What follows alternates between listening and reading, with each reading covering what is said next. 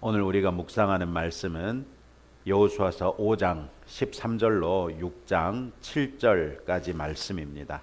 오늘의 성경에서 우리는 하나님께서 여호와의 군대 대장을 여호수아에게 보내셔서 여리고 성을 무너뜨릴 계책을 알려주십니다. 여호수아는 여리고로 가는 길에 갑자기 칼을 빼어 손에 든 한 사람을 만납니다. 그는 우리 편인지 적들 편인지를 묻습니다. 그러나 이 사람은 아니라 나는 여호와의 군대 대장으로 지금 왔느니라 이렇게 답합니다. 이 사람은 놀랍게도 여호와의 군대 대장, 즉 천사 중에 하나였고 하나님께서 보내셔서 바로 지금 여호수아를 만나기 위해 온 것이었습니다. 그리고 그는 이스라엘이든 여리고든 사람의 편이 아니라 하나님 편이라고 말하고 있습니다. 이 말은 우리에게 한 가지 사례를 떠올립니다. 미국이 남북전쟁이 한창이던 때에 북군이 열세에 처해 있는데 북군 지도자들이 모인 연회장에서 교계의 대표 한 사람이 링컨 대통령에게 이렇게 말합니다. 하나님이 우리 편이 되어 북군이 승리하게 해달라고 온 교회가 날마다 눈물로 기도하고 있습니다. 아마도 이 사람은 이렇게 얘기하면 링컨 대통령이 큰 용기를 얻고 그 자리에 있는 모든 북군의 사령관들 역시 큰 용기를 얻어서 힘을 얻으리라 이렇게 생각했던 것으로 보입니다. 그런데 그렇게 말하는 교계 대표에게 링컨 대통령은 이렇게 말했습니다. 하나님이 우리 편이 되어달라고 기도하지 말고 우리가 항상 하나님 편에 설 수 있게 해달라고 기도합시다. 우리는 너무나도 쉽게 하나님이 우리 편이 되시기를 기도하지 않습니까? 이는 안타깝게도 우리가 인식하지도 못하는 사이에 우리가 자기중심적인 신앙생활을 하고 있다는 증거가 되기도 합니다. 이에 반해 링컨 대통령의 말은 하나님 중심 신앙생활의 모습을 보여준다고 할 수 있겠습니다. 하나님께서 우리 편이 되시기보다는 우리가 항상 하나님 편에 설 수 있는 하나님 중심의 신앙생활로서 하나님의 뜻과 하나님의 의를 이룰 수 있는 그런 성도들이 될 수 있기를 바랍니다. 여호와의 군대 대장은 여호수아가 서 있는 곳이 거룩하니 신발을 벗으라고 합니다. 이는 모세에게도 있었던 일이지요.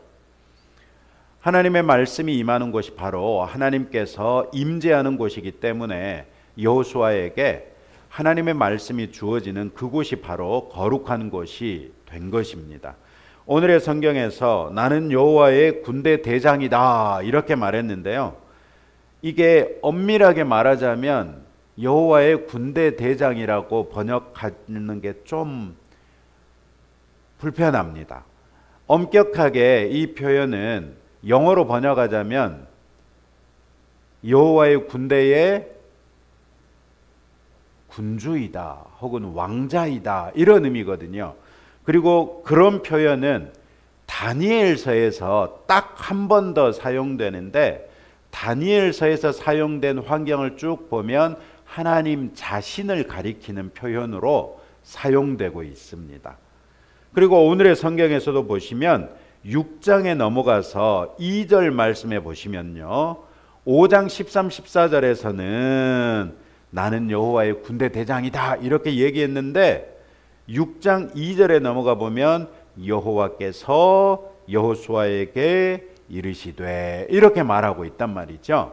그래서 여기서 말하는 여호와의 군대 대장을 우리가 흔히 여호와의 군대 장관으로 알고 있는 미가엘 천사장 중에 하나인 미가엘로 생각할 수 있을 것인지 아니면 미가엘은 군대 대장이니까 전령으로는 일을 잘 하지 않았잖아요. 그런데 성경에 보니까 하나님께서 무슨 중요한 일이 있을 때마다 보내는 천사장 또 다른 천사장이 있잖아요. 아, 거기가 미가엘인가요? 가브리엘.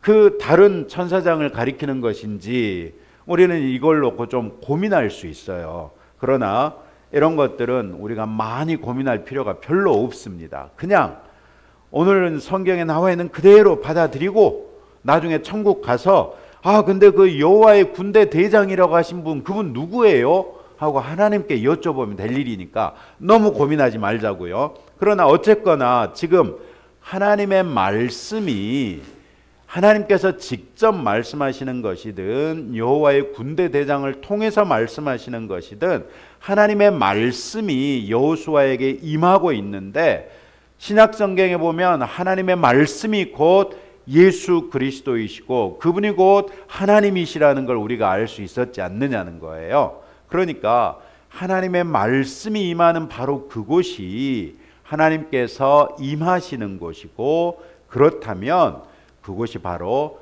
거룩한 장소가 된다는 것이죠.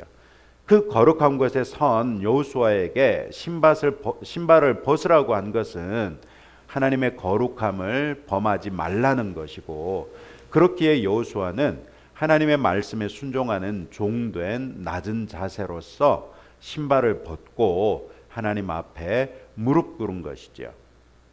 하나님의 말씀을 받고도 그 말씀에 순종하지 않는 것이야말로 하나님을 업신여기는 것이라 할 수 있겠습니다. 우리도 하나님의 말씀이 곧 하나님이시라는 것을 요한복음 1장 1절에서 알 수 있었던 것처럼 하나님의 말씀을 대하는 우리의 태도가 하나님 앞에 서는 것처럼 신발을 벗는, 즉 경건하고 겸손해야 한다는 것을 잊지 마시기 바랍니다. 그리고 모세와 여호수아가 신발을 벗었던 것처럼 우리도 하나님의 말씀 앞에 내 생각, 내 방식, 내 의지를 내려놓고 하나님께서 말씀하시는 대로 행할 수 있는 그런 성도들이 되십시다. 여리고 성과의 전투를 앞둔 여호수아가 백성을 이끌고 여리고 쪽으로 천천히 가고 있어요. 그런데 앞에 어떤 사람이 칼을 딱 빼들고 서 있는데 심상치 않아요. 그래서 이 사람이 당신은 우리 편이요 아니면 우리 적이요 하고 물어봤더니 여호와의 군대 대장이래요. 여러분이 여호수아라고 한번 생각해 보시고, 백성들을 이끌고 이제 곧 전투를 치르기 위해서 여리고 성으로 가까이 가고 있는데 심상치 않은 한 사람에 딱 한 사람, 심상치 않아 보여요. 그러나 큰 칼을 들고 우리의 길을 가로막고 서 있어요. 그런데 물어봤더니 여호와의 군대 대장이래요. 그러면 여러분 어떤 생각이 들겠어요?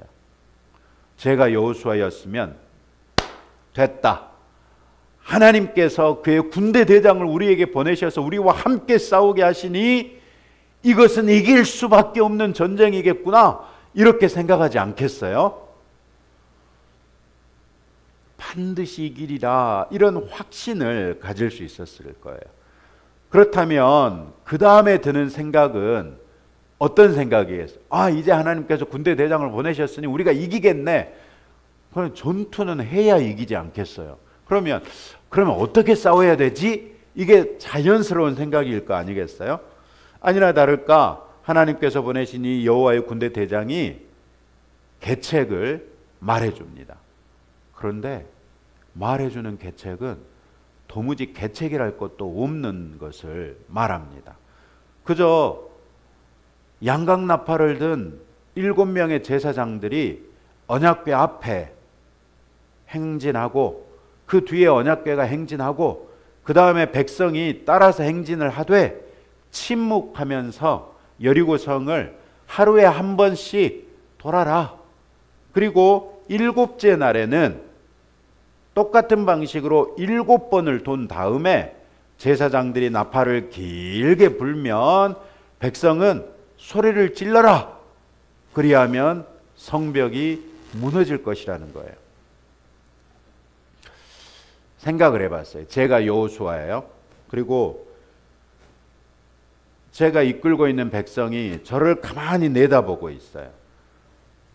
그분들의 눈빛을 보면 여호수아께서 우리를 어떻게 인도해가지고 우리가 어떻게 싸워서 이 전쟁을 이길 것인가. 한편으로는 두려움이 있고 말이죠. 다른 한편으로는 모세와 함께 하셨던 하나님이 여호수아와 함께 있다고 하니까 여호수아도 아주 능력 있는 종이 되지 않겠느냐. 어쩌면 이 전쟁을 통하여 하나님께서 여호수아의 능력을 드러내 보이실 것이다. 이런 기대감. 그러니까 불신 반, 기대감 반을 가지고 나를 보고 있는 백성의 눈빛을 보고 있는데, 내가 들은 얘기는 제사장이 맨 앞에 서고 제사장들은 각각 손에 양각 나팔 하나씩을 들고 7명이 맨 앞에 서시오. 그런 다음에 하나님의 언약궤를 제사장들이 메고 따라가시오. 그런 다음에 모든 백성은 침묵한 채 하루에 한 바퀴씩 여리고성을 돕시다.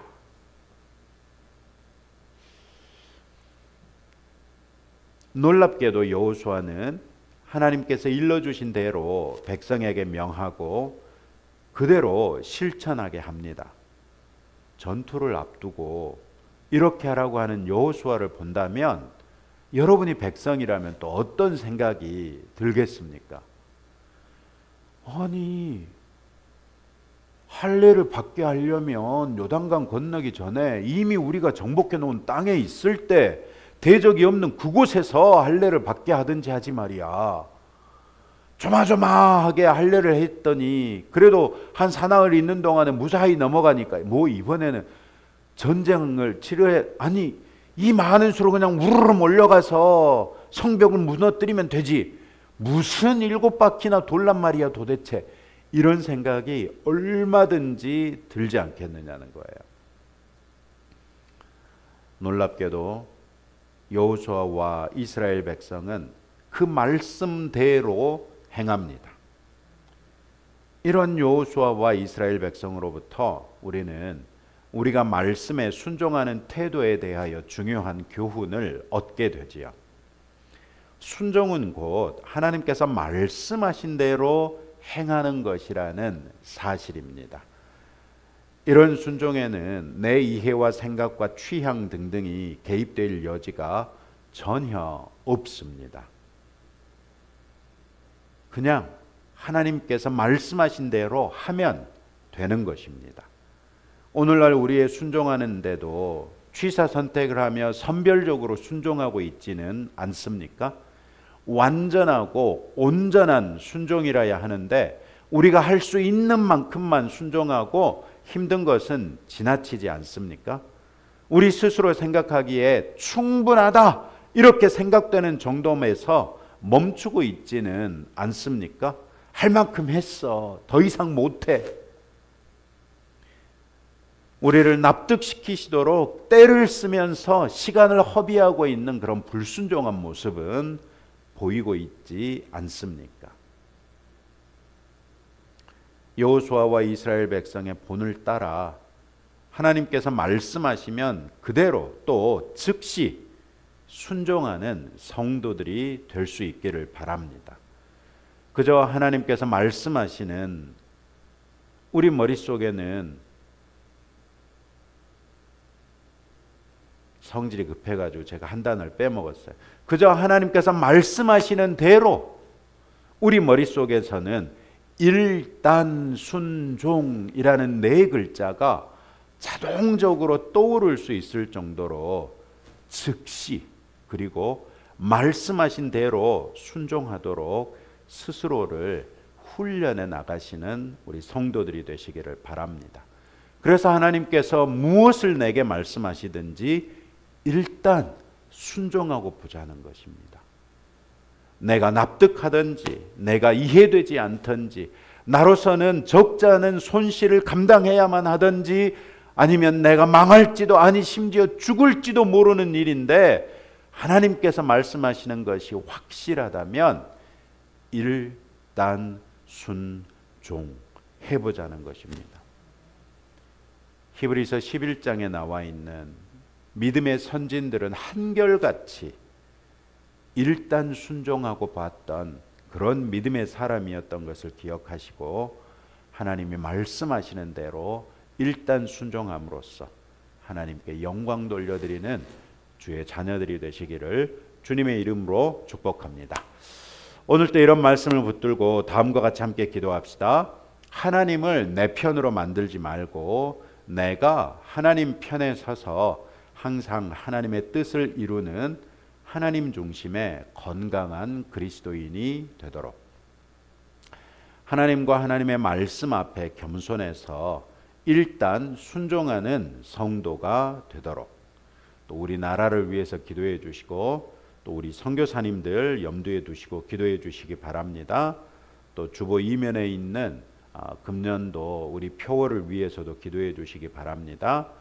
조빌리 선교사님이 어제 즉시 나가셨다가 3개월 비자를 받고 무사히 들어오셨고요. 또 바로 우리 김기라 선교사님하고 온유가 나갔다가 그날 오후에 또 비자를 받고 돌아오셨답니다. 이제 앞으로 3개월 동안 합법적으로 체류하는 과정에서 그곳에서의 사역을 마무리하는 과정이 되지 않겠나 싶은데 함께 기도해 주신 성도 여러분들의 기도의 힘이 느껴졌다고 감사하다고 세상에 우리가 자고 있는 새벽 2시에 시차 때문이겠지만 그때 그렇게 글을 올려서 우리 성도들에게 알릴 수 있게 해 주셨습니다. 올해는 기도할 따름이고 우리 아버지께서 선교사님과 그 가족을 위해서 한 분 한 분 최고의 길로 인도해 주실 줄로 믿고 믿음으로 계속 기도해 주시면 감사하겠습니다. 함께 기도합시다. 하나님 아버지 감사합니다. 아버지 하나님께서 오늘 주신 이 말씀을 붙들고 우리가 다시 한번 아버지 앞에 머리 숙여 기도합니다. 주님, 우리가 하나님을 늘 내 편으로 만들려고 들는 그래서 자기중심적인 신앙인이라는 것을 참 뻔뻔하게도 하나님 앞에 내세우는 면이 없지 않은 것을 고백합니다. 그러나 오늘 주신 말씀처럼 우리가 하나님 편에 서서 항상 하나님의 뜻을 이루고 하나님의 의를 이루어 나가는 하나님 중심의 경건한 그리스도인들이 될 수 있도록 우리의 생각을 주장하여 주옵소서. 하나님과 하나님의 말씀 앞에 겸손해서 일단 순종하고 보는 하나님의 성도가 되기를 원하오며 하나님 앞에 늘 신발을 벗었던 모세나 여호수아와도 같이 겸손하게 자신을 낮추고 종된 모습으로 하나님께서 원하시는 대로 온전하게 헌신하는 주의 자녀되게 하옵소서. 우리나라를 위하여 기도합니다. 아버지 하나님, 참으로 우리나라의 최근에 일어난 여러 가지 일들로 인하여 국가의 분열상이 더욱 심각해지고 있는 모습을 봅니다. 주님, 우리나라를 불쌍히 여겨주셔서 정치인들이 각각 자기들을 지지하는 세력들만을 바라보고 정치하는 것이 아니라 온 국민을 보고 정치하며 국민이 화합하고 하나 될 수 있는 방향으로 정치해서 우리 국민들의 분열상이 점차로 치유되고 회복될 수 있는 방향으로 나아갈 수 있도록 은혜 베풀어 주시기를 원합니다. 주님, 이와 같은 형편에 따라서 우리 그리스도인들 가운데도 양극단으로 점점 더 분열되고 있는 모습을 봅니다. 우리 그리스도인들이 정치적인 입장 때문에 분열되는 것이 과연 합당하다 할 수 있는지, 우리가 무엇보다도 하나님 아버지의 말씀과 예수 그리스도의 은혜로서 하나가 될 수 있는 그런 교회인데 우리가 분열되어서 서로를 인정하지 않고 있는 그런 모습을 봅니다. 우리를 불쌍히 여겨주시되 특별히 우리 그리스도인들부터 그리스도 예수 안에서 하나 될 수 있도록 은혜 베풀어 주시고 건강하게 주 안에서 우리가 다양성을 인정하며 살아나갈 수 있는 주의 자녀들 되게 하옵소서. 주님, 오늘도 전 세계 방방곡곡에서 그리스도 예수의 복음 들고 나아가 수고하고 있는 우리 선교사님들, 또 그분들을 뒷바라지하며 함께 동역하고 있는 많은 교회들과 선교단체들 아버지 하나님 앞에 올려드립니다. 주님, 기억하여 주시고 붙들어 주시며 아직도 아버지의 나라 또 하나님의 은혜 또 예수 그리스도의 복음을 들어야 할 사람들이 많이 있을진데 저들의 사역을 통하여 아버지께서 홀로 영광 받아 주시고 아버지의 나라가 우리 선교사님들을 통하여 확장되게 하옵소서. 특별히 우리 교회와 협력하고 있는 우리 선교사님들과 선교단체들 아버지 하나님 앞에 올려드리오매 저들이 어느 곳에 있든지 아버지 하나님과 동행하게 하사 아버지 하나님의 뜻을 이루므로 주께 영광 돌려드리는 귀하고 복된 우리 선교사님들 되게 하옵소서. 주님, 특별히 조빌리 김기라 선교사님의 가정을 위하여 우리가 기도합니다. 아버지 하나님께서 그동안 그 땅에서 잘 쓰셨은즉 이제는 또 이분들이 있어야 할 곳을 아버지 하나님께서 깨달아 알게 하여 주시고 아버지 하나님께서 선하게 인도하여 주심으로 이분들의 나아갈 길이 주님과 동행하는 길이 되게 하옵소서. 특별히 온유가 이제 또 미국으로 대학 진학을 위해서 준비해 왔사온즉 가장 가고 싶어하는 그 대학에 입학 허가를 받고 또 좋은 장학금을 받아서 해외에서 또 공부할 수 있도록까지 아버지 하나님께서 세밀하게 은혜 베풀어 주옵소서. 오늘 또 이제 우리 성도들이 각자 자기들의 기도 제목을 가지고 아버지 하나님 앞에 나옵니다. 특별히 우리 교회를 위하여 기도하올 때에 아버지 하나님 2025년도에 아버지께서 우리 오치 애양교회에 원하시는 대로 우리가 주의 뜻을 이해하는 성도들이 되게 하시고 그 뜻에 헌신함으로 아버지의 뜻을 이루며 주의 나라를 확장시켜 나가는 아버지 하나님 나라의 귀한 일꾼들 되게 하옵소서. 예수님 이름으로 기도합니다. 아멘. 이제 여러분들의 기도 제목 가지고 하나님 앞에 나아가시기 바랍니다.